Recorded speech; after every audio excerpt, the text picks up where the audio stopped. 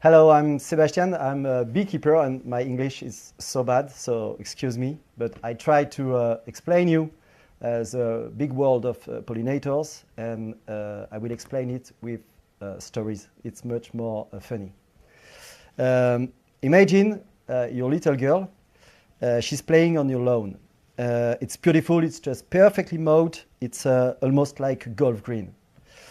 She's having fun with her sister, you, the father, and you, the mother, and she's creating a lot of good memories. And you are her model at this stage. At first glance, everything looks perfect. It's normal. It's like in almost everybody in the world. You're happy for her, but now can you put yourself in the place of a bee? Because it's my job. A bee needs 500 flowers just a day, per hour, sorry, and around 3,000 a day. Every day she needs this to eat and to feed the babies in the hive. So one colony is about 15,000 bees, and they bring all this food in the hive to feed the babies. So it's like 45 million flowers every day for one hive. And bees are not alone. Other pollinators also feed constantly. You should maybe know them. Lepidoptera, it's like butterfly. Coleoptera, it's like beetles. And Diptera, you hate them, it's like mosquitoes.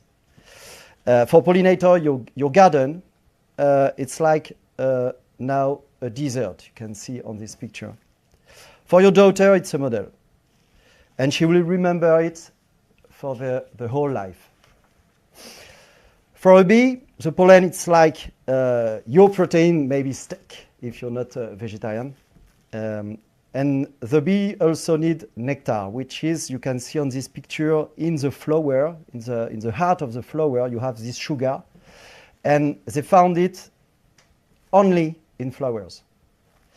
Every day, bees fertilize plants.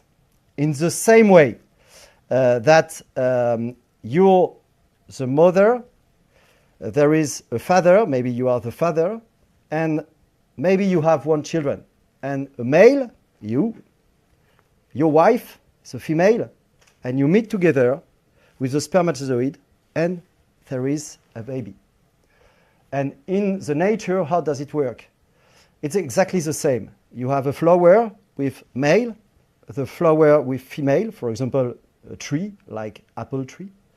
And the bee is coming from one flower to another, and it gives the spermatozoid, which is called in the nature pollen. You know? And if it meets the good flower, it will give an apple. 70% of your daily food is just directly depends on pollination.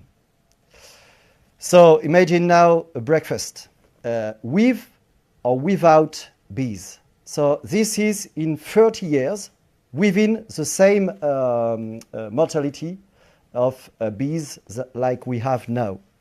Because in Europe, pollinators have declined of 70% the last 30 years, which is it's a big problem, and this story is our story, all of us.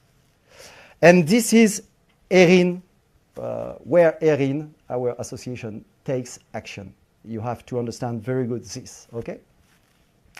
So it's not very funny, and we want to have fun because the target of ERINE is just the 8 till 18 years old people. That means young people, not like I am.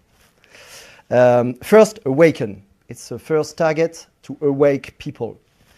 ERINE does not start with complex statistics. You know, it's all game.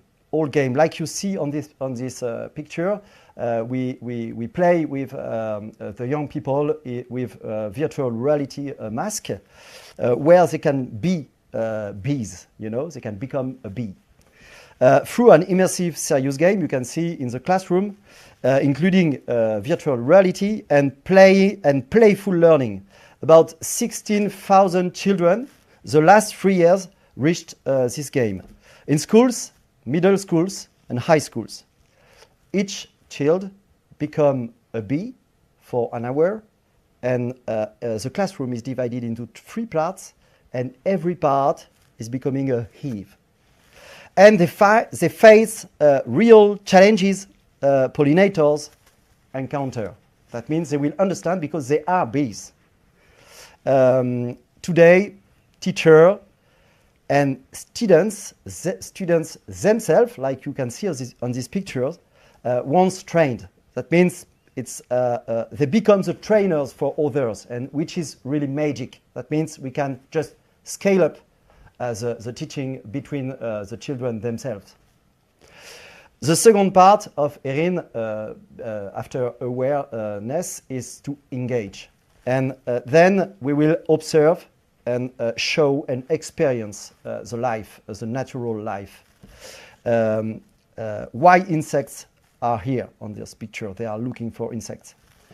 Which plants are they coming to see, and why? What do they eat? Why is a local flower more useful than a decorative one? Like we do in our garden, we put decorative, but sometimes it's just useless for insect pollinators.